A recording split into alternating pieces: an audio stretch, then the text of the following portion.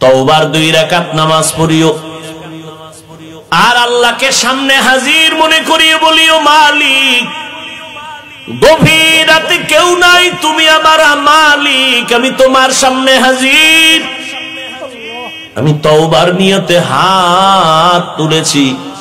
ও আল্লাহ, আমার আব্বা আম্মা কেউ জানেন আমি কত বড় গুনাহগার। ও আল্লাহ, আমার ভাই বোন আপনজন কেউ জানেন আমি কত বড় গুনাহগার। আজ আমি তোমার কাছে ফেরেশ হতে চাই, পবিত্র হতে চাই, আর গুনাহ করব না। হুজুরেরা বলছে তওবার 2 রাকাত নামাজ আমি পড়ার জন্য রেডি। 2 রাকাত নামাজ পড়িয়া 2 রাকাতে 4টা সেজদা হবে। সেজদার মধ্যে যাইয়া প্রত্যেকটা সেজদায় এমনের নামাজের মতোই 2 রাকাত নামাজ, শুধু সেজদায় গিয়ে একটু ভিন্ন দোয়া। সেজদায় গিয়া প্রত্যেকটা সেজদায় তাসবিহ পড়ার পরে সুবহান রাব্বিয়াল আ'লা 3 বার পড়েন, আর 5 বার পড়েন, 7 বার পড়েন। এগুলোর পরে প্রত্যেকটা সেজদায় 3 বার হৃদয়টারে নরম করিয়া সেজদার হালাতে অন্তরেরে বুঝাইবেন, আমি জমিনে সেজদা করি নাই, আমি রহমানের কদমের উপরে সেজদা করেছি। এই বলিয়া অন্তরকে যত পারেন নত করে দুর্বল করে বলবেন, ইয়া রব্বি গফিরলি, ইয়া রব্বি গফিরলি, ইয়া রব্বি গফিরলি 3 বার, প্রত্যেক সেজদায় 3 বার। অর্থ কি? হে আমার রব, আমারে মাফ করে দাও। আমার আজকে যদি অপরাধের খবর আমার মা বাবা আপনজন কেউ জানে, প্রকাশ্যে কিছু নাও বললেও মনে মনে ঘৃণা করবে, কিন্তু মালিক তুমি কত দয়ার মাওলা, আমার 1000 গুনাহটারে তুমি পর্দা দিয়ে আটকাইয়া রাখছো।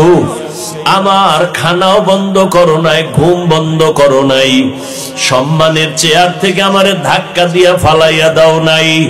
অন্য নবীর উম্মতেরা গুনাহ করলে ঘুমের মধ্যে চেহারাটা পাল্টাইয়া যাইতো, আমার গুনার কারণে আল্লাহ তুমি বেজার হইয়া চেহারা পাল্টাইয়া দাও নাই।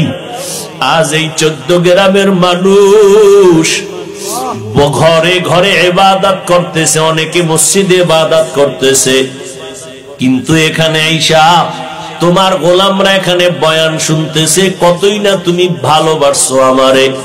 ও আল্লাহ, সেই অনুযায়ী কিছুই তো তোমারে দিতে পারি নাই। আজ আমি তওবার নিয়তে হাত তুললাম, নামাজের মধ্যে হাজির হয়ে গেলাম।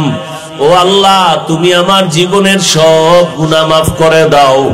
ও পর্দার আড়ালের আম্মা জানেরা, বোনেরা, আপনারা কত ধন্য নারী, কত ধন্য মা, নবীদের মায়ের মতো মা, সাহাবায়ে কেরামদের মায়ের মতো মা, আলেম হাফেজে কোরআনদের মায়ের মতো মা।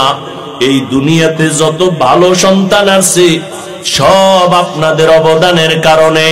এরে আম্মা জান, আপনাদের দোয়া চোখের পানির কারণে সন্তান দুনিয়াতে ভালো হয়েছে।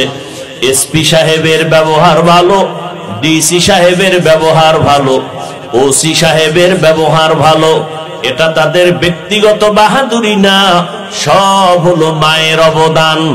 ও যুবক, ওই মায়ের দোয়া ছাড়া গাইতে পারবি না রে যুবক।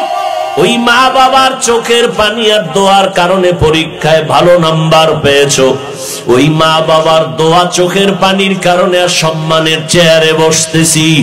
ওই মা বাবার চোখের পানি আর দোয়ার কারণে আজ তোমার এত সম্মান, তোমার বাড়ি, তোমার গাড়ি, তোমার এত সুন্দর সম্মানের চেয়ার।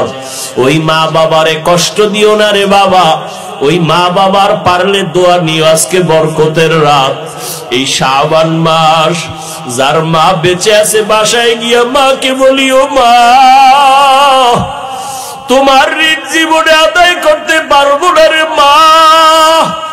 ও কলিজার মা, তুমি আমাকে মানুষ বানাইতে গিয়া কত রাত ঘুমাইতে পারো নাই, কত রাত খানার প্লেট নিয়ে খেতে পারো নাই। আমার কষ্টে কষ্টে তোমার জীবন কাটিয়ে গেল রে মা। আমার পরে আর এক ভাই, আবার আর এক বোন, আবার আর এক ভাই, এইভাবে কষ্ট করে করে তোমার জীবনটা তুমি শেষ করেছো রে মা।